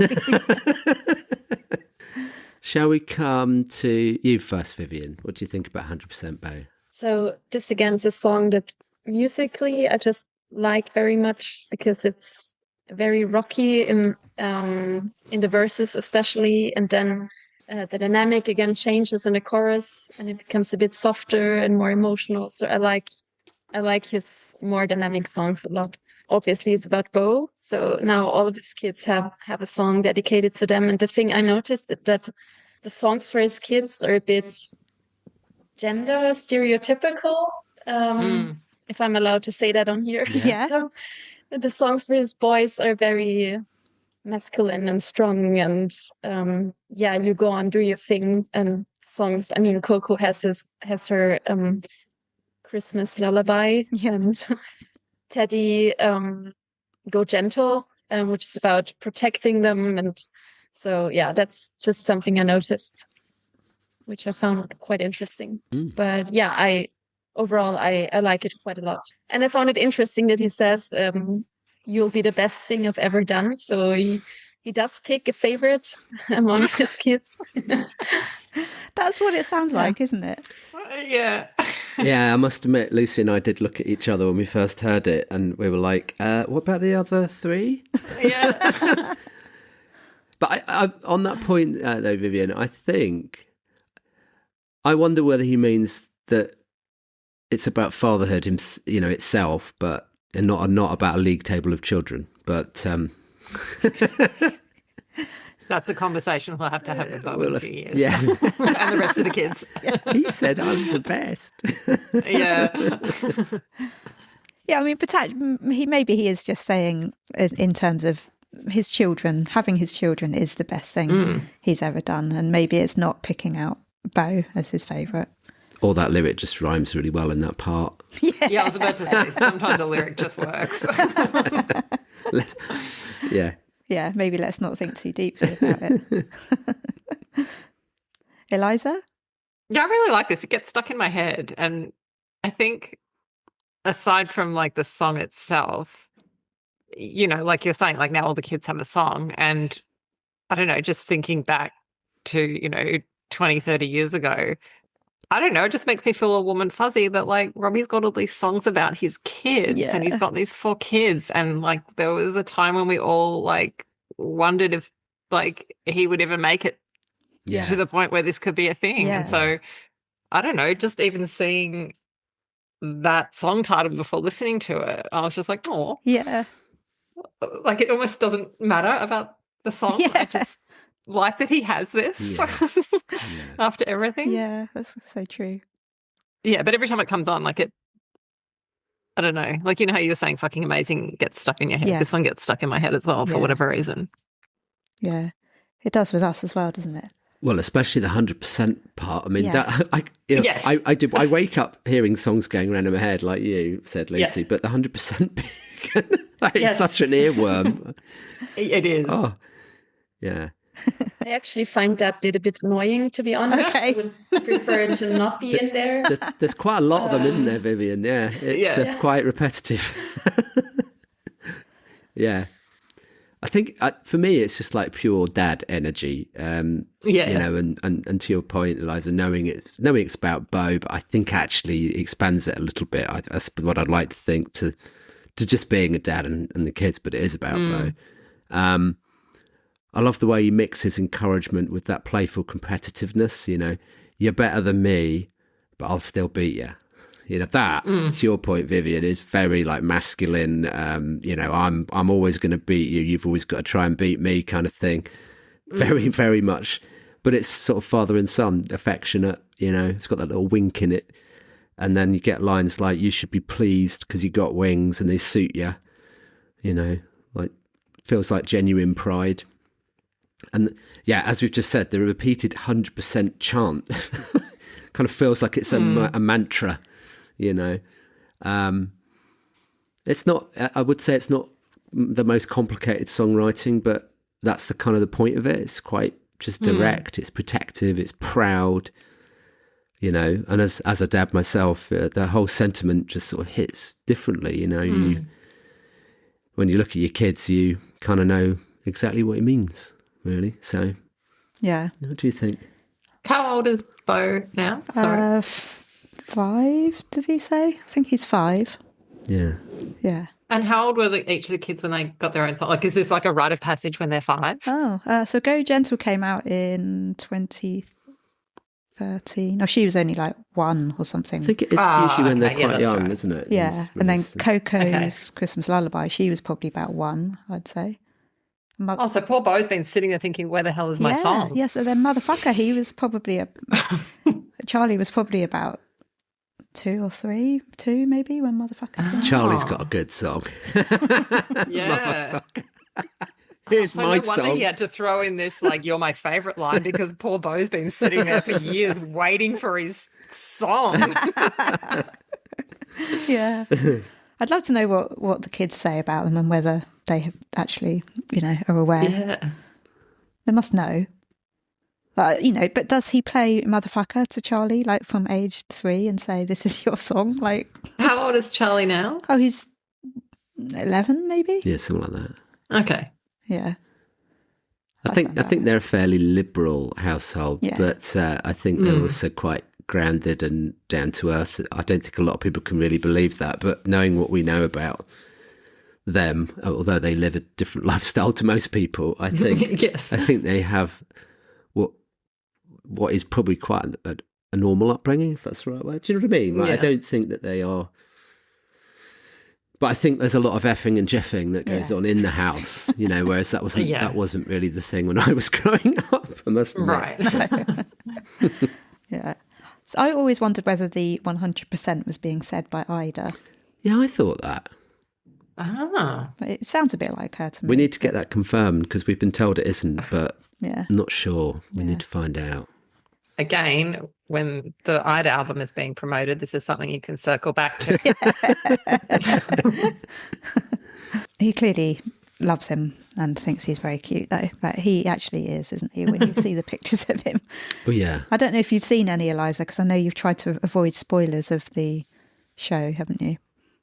Yeah, I've avoided all spoilers. So sorry for It gets to a spoiling. point where it gets ridiculous because it's like it's been like years, it feels like. But yeah, no, I know nothing about like the tour because I was like, what if it comes here? I don't want to be like, Yeah. I don't want to know the whole set list, but Yeah, so sorry for spoiling that, but it may change by the time it comes no, there it's anyway. fine. Well, you haven't gone into specifics. But No. You've got some treats coming. That's all I would say. That's not a spoiler. Oh no, it's more like I'm not going to look at the whole sort of thing. Yeah. But Yeah, I mean, these days, it's very easy to go on the internet, piece together nearly the entire concert, or some people even do that, which I don't think is a good idea. But, you know, you can literally see every single song and all the production and everything. So, yeah. you know, I like that moment when you're at a concert and you're not expecting a song or something, and then there is just that hysteria of like, oh my God, this song's coming on. Like, that's such an amazing feeling that I don't ever want to spoil that. Yeah. Yes.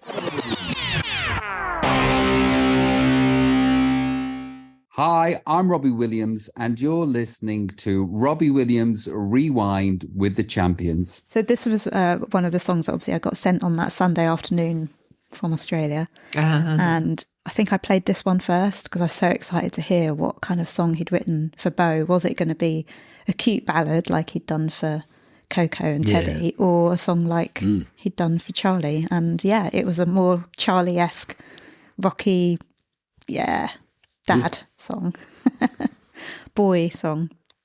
And it kind of reminds me of a Supergrass song as well. I think it is quite Supergrass esque with the guitars, and Gaz Coombs is actually on backing vocals as well. He plays electric, acoustic, bass guitars.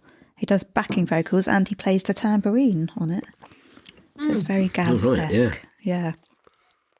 But I just think it's like really sonically perfect. I just love the whole sound of it, and I love the instrumental bridge, the sort of guitar solo near the end. I just love everything about this song. I think it's really good. And I actually don't find the 100% annoying. I know lots of people have said they do, but I don't. You like repetition? Yeah. I find it I just like it. Yeah. Let's move on to the final song on Britpop, which is Desire. It was written by Rob, Carl, Owen, Eric, Jan Grob and Laura Pausini. Eric is a music composer from the Netherlands who's worked on many film and TV soundtracks. Laura is an Italian singer and songwriter who's released 15 studio albums. She mostly performs in Italian and Spanish, but has also recorded songs in many other languages, including Chinese and Latin. She's the best-selling non-Spanish speaking female Latin music artist and ranked 9th on Billboard's Best 50 Female Latin Pop Artists of All Time list. Oh. She's been a coach on the Mexican and Spanish versions of The Voice and was a judge on the Spanish X Factor. So she's kind of a big deal. Very accomplished. It was announced that Robbie was going to be the first FIFA music ambassador in January 2025 when he appeared at the FIFA Club World Cup Trophy Tour launch in New York. Robbie said, "It came through me being on a plane with Gianni Infantino, the head of FIFA, and me having a conversation with him. He said, 'This song, we need one.' I said, 'Okay, who are we going to get to sing on it with me?' Thank God this match with Laura has been made." There was a further announcement on the 14th of June 2025, just ahead of the tournament starting, in which Gianni said, "Our official FIFA ambassador for music, Robbie Williams, has created what is a fantastic, incredible, emotional and brilliant official FIFA anthem, and to feature Laura Pausini is wonderful. Involving two incredible musicians, this great song, Desire, is the world's football song, and having it as part of the opening ceremony of the opening match will set exactly the right tone at the beginning of the first ever FIFA Club World Cup. This is going to be truly epic." In the official press release, Robbie said, "Music and football bring people together like nothing else, each with their own universal language of connection, spirit and community. When those worlds come together, there's nothing like it. And I'm beyond honoured to be FIFA's ambassador for music. Football and music have both been part of my life for as long as I can remember, so this means a lot to me on a personal level. I've grown up watching the walkouts, the anthems, the drama, so writing and recording the official FIFA anthem is a real privilege. I wanted to create something that captures all of it, the passion, the nerves, the pride and the majesty of that feeling just before kickoff. Football and music have always meant the world to me, and bringing them together in this kind of stage gives me goosebumps. I know I'll get to perform this song at some of my favourite tournaments in the coming years, which fills me with excitement. It's a real honour that Laura Pausini accepted my invitation to feature on the song. She's an incredible artist with the perfect voice." And Laura said, "I'm blessed. I love the song. I love his voice. I love the story of Robbie, and I've always been a big fan. So I'm even bigger now because I met him. I share my voice with him. This emotional moment is really untouchable in my mind. Thank you, Robbie. Thank you, FIFA." Desire was played before each FIFA Club World Cup match during the tournament and released to stream or download on the 11th of July, 2 days before Rob and Laura performed it at the final in New Jersey. They also performed it together at Rob's Athens gig on the 2nd of October. Rob sung it with Nicole Scherzinger at the World Cup draw on the 5th of December, which was broadcast around the world. Nicole sung Laura's parts in English rather than Spanish, and it will be played in stadiums before every World Cup 2026 match. Eliza, would you like to go first on Desire? Sure. Look, Now I feel bad because, like, I've just heard about how much it seems to mean to everyone, and I love that I've been thrown under the bus. Rewrite your notes quickly. Yeah, come on. No. Look, I'm gonna be honest. Let me just, like, what are you supposed to do in those corporate situations? You do like one of those positive sandwiches or whatever the hell you do. Like, Shit you sandwich. start with a positive. Yeah. No, look, I love me some Lara Pausini. Like, she did a song with Kylie in 2013. I love a big anthem. I love some Italian. Like, it's great. Do I want it on this album? No, I do not. I think maybe if I loved soccer more, like, I've tried to go on through the things because I'm like, it's a great song. The FIFA bits in it make me feel like I'm listening to an ad. And so then that irritates me. Like, I feel like 25 to 30 years ago, this would have been a B-side or double A-side, like It's Only Us. Yeah. Oh, yeah. But we are in the days of, streaming, and we can't do that. So I don't know what the alternative is, but it feels like this is a B-side. And I'm fine with it being a B-side. Yeah.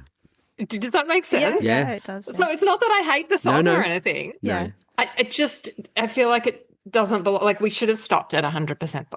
Yeah. Which is where I do stop. But, like, I really like it. Like, it's a great anthem for what it is. Yeah. Do you know what I mean? It sits independently, doesn't it? Yes. It's got a purpose on its own. Yes. Yeah. And that purpose is not this album. Yeah. So that's what I mean. Like, it's not that I don't like it or anything. I just want it as a B-side or double A-side 27 years ago. Is my desire for this song.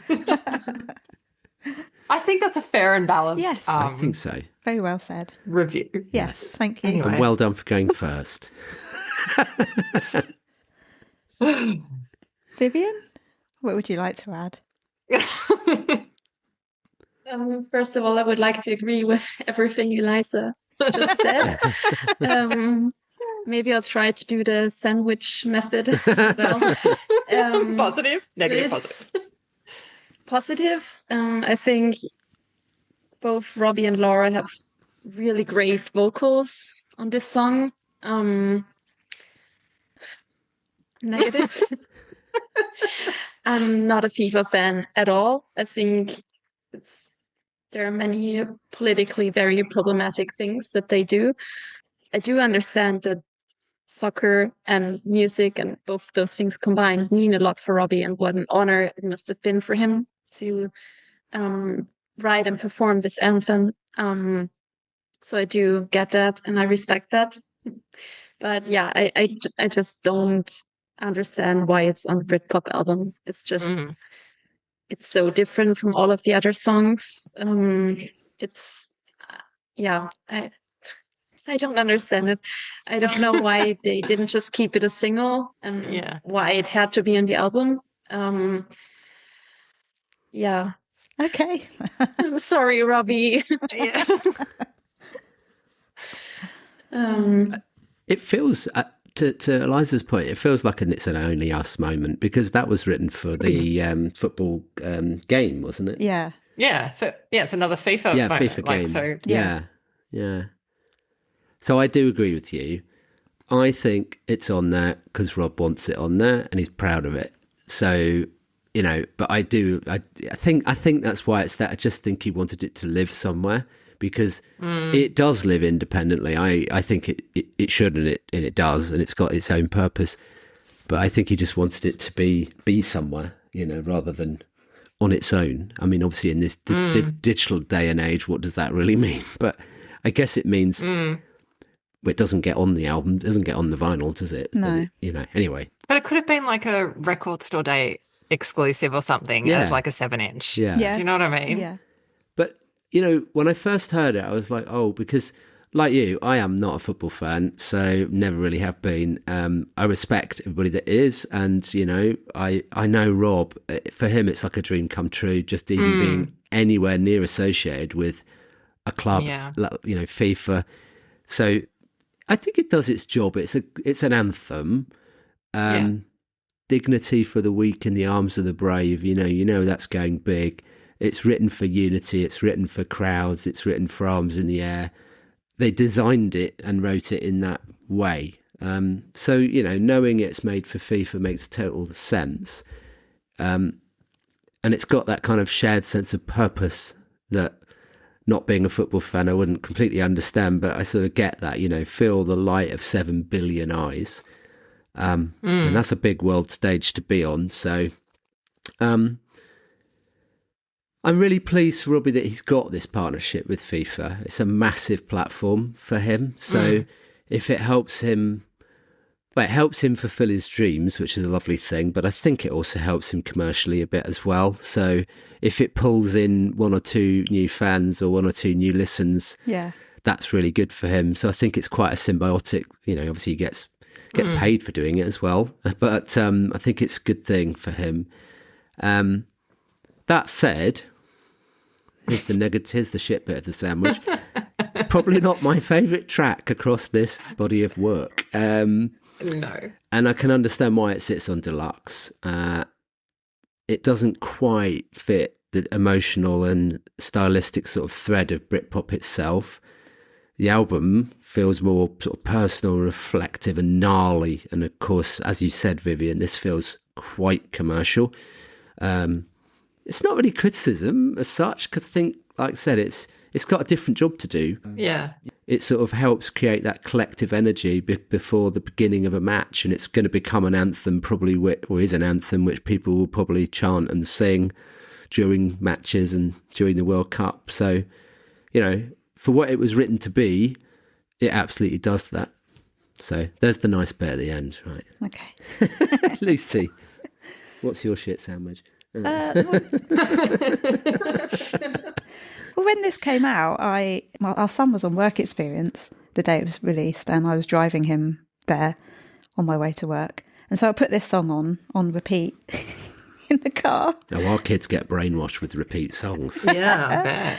But he didn't complain at all. He just let me listen to it on repeat on the way there to work in the morning and on the way home.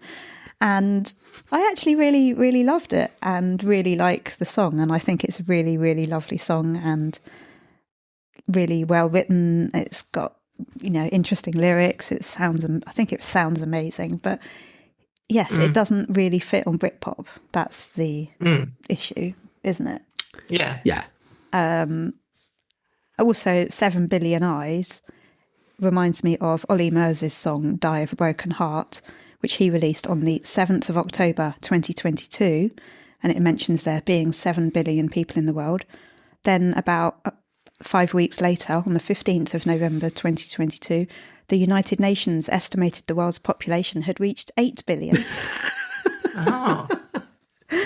And so whenever I hear that 7 Lizzie. billion, all I remember is Ollie sharing like a reel or an Instagram story or something, just with like the side eyes, just being like with his lyric, and then with the United Nations like thing about there being 8 billion, and him just being like, oh God, I've only just released this. Is it 7 billion eyes or 7 billion pairs of eyes? Oh yeah, 7 billion eyes is very different. That's a good point, actually.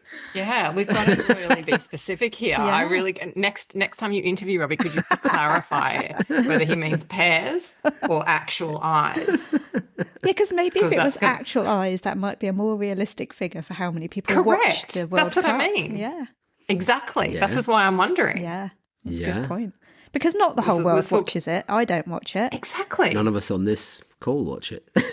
No, exactly. By the So sounds of 7 it. billion eyes might actually be a very accurate estimate. Yeah.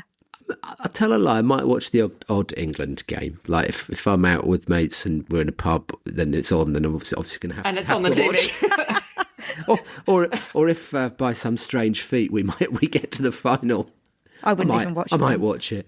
I love that you're explaining this like a Clockwork Orange kind of scenario. It's like, yeah, if my eyes are like pinned open, I might watch it.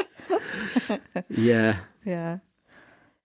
Yeah, I mean, I think, as you will say, it's doing its job, and it is an anthem. But I do think it is a really nice song, and I think, I like it. It's just... It fulfilled the brief, but that's the point. I think Vivien said it sounds like an advert. So there was obviously a brief, a discussion about the kind of song it needed to be, and probably it got formed in that way, you know, to meet that brief, really. And well, because I looked up FIFA's current slogan is "Football unites the world," and then obviously one of the lyrics is "One thing unites us." And I don't know, and it obviously is because it's got Viva Soccer, FIFA in it, and it also says FIFA Standard Time in like really real background vocal at one point. I had to look up what that meant, and apparently it's like a What does that mean? Well, it's a metaphor for the universal shared moment that football creates, where despite everyone being in different time zones, everyone is united in the same moment. But I'd never heard of that before. Not me. deep. Yeah, Just like us right here. Yeah. 3 different time zones. Exactly. yeah. Exactly. We are yes. united in a shared moment, but just I not mean, with given football. how much soccer, football, depending how you use the word, is so often at a time in Australia that is like 4 a.m., 5 a.m., I can safely tell you that FIFA time is me being asleep. Yes. Always. It is never an awake time where we're all united. I think Laura does a really good job on it as well. Incredible. Laura. Even. Yeah. Incredible vocals. Yeah. And, Yeah. you know, I do like how it starts quiet and then it kicks in and then the outro finishes quiet and you could just focus on their voices. And, I think it's really good and they sound nice together. Should we talk about the video? Yeah, Sorry, no, you go, Eliza. I was going to say, there's nothing wrong with the song. No. It's just its placement on here. Like, Matt, when you were saying, because I remember that you've said something, that it, you know, it had its brief or whatever, but then like the album had its brief and those two things are not the same. Yeah, they're very different. So you can't merge those. No. Yeah. Yeah, exactly. But I think we'd all probably agree that he's super proud of his involvement because it means so much to him. I think not even on a commercial level, just to be part of the World Cup, part of FIFA. It's like, you know, young 10-year-old Robbie's dream come true kind of thing. So for him, I think it's a beautiful thing. But it's needs to be separated out from Britpop a bit. But I think that's why we all kind of then let it slide, because we all get into like parental mode with him. Like, we're so proud of him. We're like, all right, you can have this this once. Yeah. Don't do it again though. Yeah, that's a good point. And then the video was interesting, wasn't it? Yeah. Yeah, I don't know who directed it, but FIFA have shared it on all their like social media channels and stuff. So it has got a lot of views. Yeah. Yeah, I mean, I like it. It's nice to look at. He's got his chest out. Block your ears, Matt. Suddenly the song's getting better for Lucy with the visuals. Yeah. I think This is like every time you talk about the Feel video, Lucy.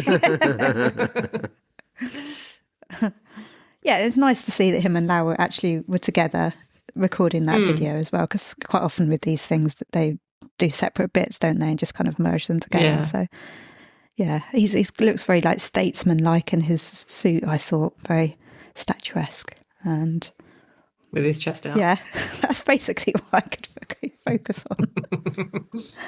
I saw a comment. Someone said something recently. I can't remember who it was. What was it? Oh, was it? Probably because he had his chest out of the Brits. Oh, it was the Brits when he was going down the red carpet and he had his jacket on, you know, his nice suit on, but he didn't have a shirt on underneath. Yeah. And I remember someone commented and said something about, wouldn't it be nice for him to have a shirt on rather than his chest showing? And I was like, I don't think everyone would Absolutely agree not. with that somehow. No. What a silly thing to say. Vivien, did you like the video? Only watched it once, as I'm not the biggest fan of this song. Don't know if you've noticed.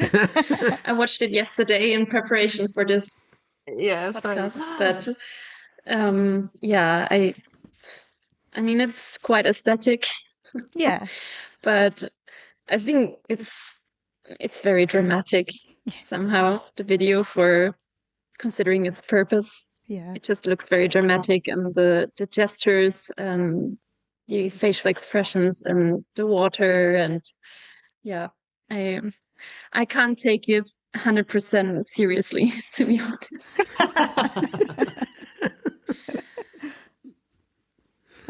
But we're all happy I don't for have him. much more to say about that. I'm sorry. Yeah, I'm that's happy good. for Rob, but We always say all views are valid think on it's- the podcast. Yes. So, that's how you feel about it. It's true. I think it's also okay for us to not like everything Robbie does, Yeah, and to be able to criticize things. I mean, That's it. you don't have to love everything he does. So. Yeah. Yeah.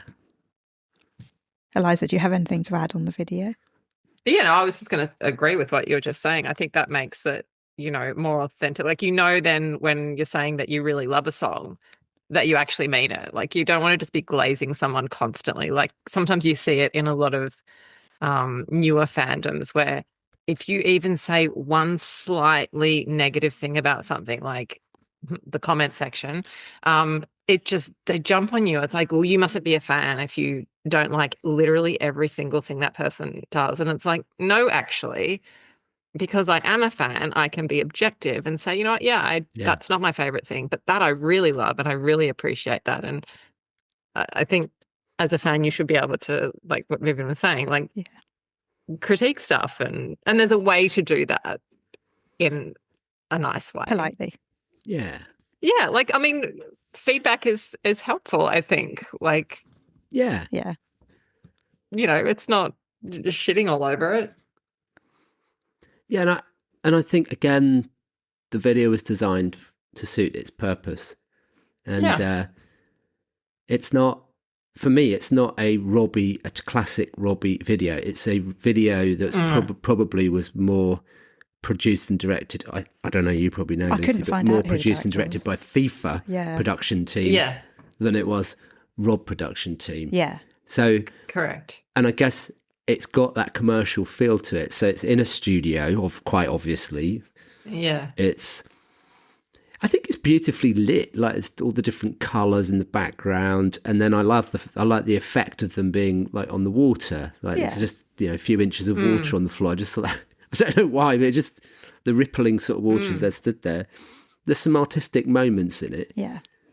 And obviously there's all the nods and winks to FIFA and football, with the footballers sort of silhouettes stood there. So creatively, it's a nice piece of work, but it's not anything that I would sort of go, okay, I want to watch that video.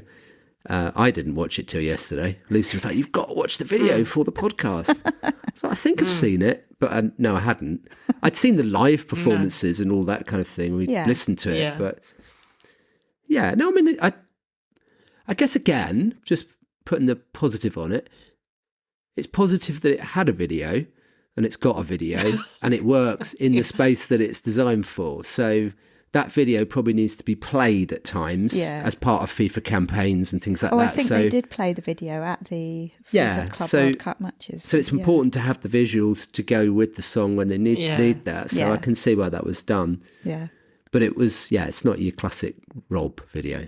But there is one bit I like in the video, in that he's wearing the friendship bracelets from fans still. And I tried to identify whose friendship bracelets they were and what they said, but unfortunately they didn't come back to me, so I don't know. But he does miss them sometimes. When people throw those friendship bracelets up, he does get them and put them on, doesn't he? Yeah, he wore quite a lot for quite a long time. I think he stopped wearing them now. He wasn't wearing them on the long 90s, was he? I don't think so. Do you think he just kept them on? Yeah. Yeah. Even when he was washing and stuff, just kept them on? Probably. That's what you do with a friendship bracelet, isn't it? You're supposed to keep it on until it falls off, don't you? I think so, yeah. Yeah. I'd quite like to hear Robbie singing some Italian. Yeah, I don't think we ever heard him sing Italian. He's done a bit of Spanish and French. Yeah, let's get some Italian happening. Yeah. I don't think put that out there on my manifesting list. So we've covered all the songs on the whole album over 3 episodes. What a journey. Yeah. Wow. Many hours. So it comes to that time where we try and choose a favourite off the album. And are we doing that as well? Yeah. Goodness, I wasn't prepared. Oh, no, I am. I know what it is. Sorry, that didn't take long. Well, I reckon we'll all have the same song. Oh, Okay, you go first, Eliza. What's your favourite? Oh, can I? Oh, what if I ruin it for everyone else? Not too bad, so sad. What you go then? Oh, am I going? Yeah. Oh, mine's Morrissey. I don't even have to think about it. Sorry. Sorry. That's what you were going to say, isn't it, Matt? yes. We're not allowed to say that, though. I've got a reserve. Okay. But we normally let our guests go. I didn't have a reserve. We always let our guests go first, so, Yeah. you know, that's fine. Unless Vivien picks the one I'm picking or you do. Vivien, what's your favourite? Can I name two? It's quite hard for me to decide, but it's okay until the drugs stop working. Yeah. And Selfish Disco. Of course. You were going to say Selfish Disco, weren't you? No, actually, no. Oh. Well, okay, we're picking off the whole album, aren't we? Yeah. Yeah, I mean, I love all of what you've just said. Selfish Disco's up there. Morrissey definitely wins for me, but Eliza's already said it. Because I think I've talked about Morrissey. No, they won't have gone out by the time we've done this, but I've gushed about the Morrissey song quite a lot recently. I love it. But I guess if I've got to pick another one, All My Life. Yes. Yeah. Yeah. That's a good one. I'd agree It's with that. really hard, actually, to pick because they've all got something about them that you can't necessarily compare. That's why it's so hard with Robbie music. So this is an awkward part of the show. Always. But no, let me have All My Life. Okay. Yeah. Well, I mean, because Vivien's picked Selfish Disco and you've picked Morrissey, I'm between three. I'm between Rocket, Pretty Face and Bite Your Tongue. And I think... Oh, I know what you're going to go for. I think I might go with Bite Your Tongue. Yeah, because it's when he plays it live, I'm like, yeah, really into this. And it's just very Robbie, very... Rude Box kind of esque and different, and I like it. Yeah, so I'm going to go with Bite Your Tongue. I predicted that as well. Where does this album rate in everyone's album list as far as favourite? I mean, Robbie I have been albums go? playing it. Sorry, don't mean to just take over your podcast. That's a very good question. Yeah, I have been playing it on repeat since it came out, and I'm still not bored of it. So yeah. It is up there with. Yeah, I don't think that I can.